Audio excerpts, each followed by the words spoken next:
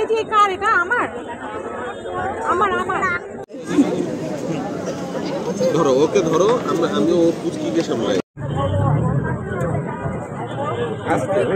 আসসালামু আলাইকুম, কেমন আছেন সবাই? আলহামদুলিল্লাহ আমরা ভালো আছি। সেদিন আমরা রাত 10টার দিকে চলে গিয়েছিলাম গুলশান 2-এ স্ট্রিট ফুড খেতে। তো রায়ানের বাবা বলতেছিল গুলশান 2-এ একটা জায়গায় অনেক ভালো স্ট্রিট ফুড এবং এটা জমে হচ্ছে 9টা থেকে 10টার মধ্যে। তো আমরা সেখানে গিয়েছিলাম, মেইনলি গিয়েছিলাম আমার সাথে হচ্ছে মেহনাজ আপু আর আপুর হাজবেন্ডও হচ্ছে ভাইয়াও আসবে, তো তাদের সাথেও মিট হবে আর কি।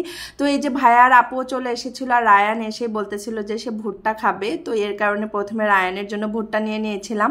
আর রায়ান বলতেছিল যে এটা থেকে কেন পপকর্ন হয় না, সে ভাবতেছিল যে এটা থেকে পপকর্ন হবে, সেটা সে খাবে। যাই হোক, প্রথমে এসে সে হচ্ছে ধোকা খাইছে।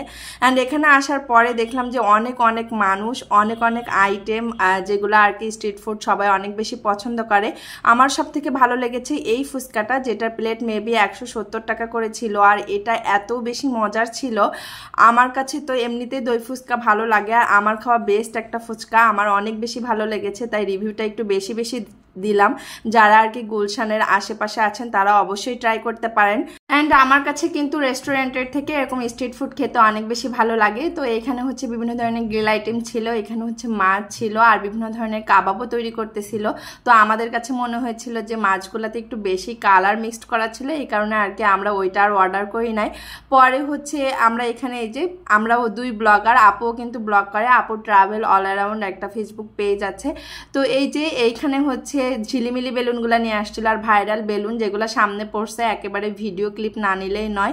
দেন হচ্ছে আমরা কয়েকটা আইটেম ঘুরে ঘুরে দেখলাম যে আমাদের কাছে যেটা ভালো লাগছে সেটা আমরা খাবো আর কি। তো এখানে হচ্ছে হাঁসের মাংস ছিল, সাথে হচ্ছে কলিজা ছিল, এটা আমরা রুমালি রুটি দিয়ে ট্রাই করার জন্য ঢুকে পড়েছিলাম।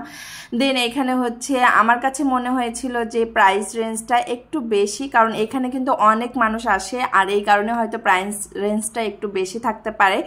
তো আমার কাছে খাবারগুলো ভালোই টেস্টফুল লেগেছে, একেবারে 100তে 100 এমন না, তবে খাবারগুলো টেস্টফুল ছিল।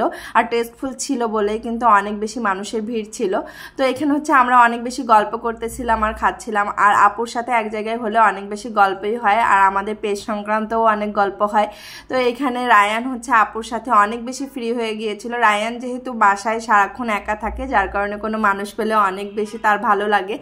আর লাস্ট হচ্ছে ফিনিশিংটা ছিল চা তো খেতেই হবে শীতের রাতে বাইরে বের হলে। তো এখানে রায়ানের বাবা বলতেছিল যে চাটা অনেক বেশি স্পেশাল, বাট আমার কাছে একটু মনে হয়েছিল সুগারটা বেশি। আর আমার ছেলে এখানে দাঁড়ায় দাঁড়ায় তার বাবার হচ্ছে সোয়েটার স্টিকার লাগাচ্ছিল। দেন আপু আর ভাইয়া হচ্ছে আমাদেরকে একটু লিফট দিয়ে দিল আর কি, আমরা যেহেতু বেশ রাত হয়ে গিয়েছিল। রায়ান এখানে তার আন্টিকে ডাকতেছিল আর বলতেছিল যে মিউজিক হয় কিনা। তো অনেক সুন্দর একটা সময় কেটেছিল। মাঝে মাঝে কিন্তু এমন সময়গুলো এনজয় করতে অনেক বেশি ভালো লাগে। আর আমার আজকের ভিডিওটি আপনাদের কাছে কেমন লেগেছে অবশ্যই কিন্তু জানাতে ভুলবেন না। ভালো থাকবেন সবাই, আল্লাহ হাফেজ।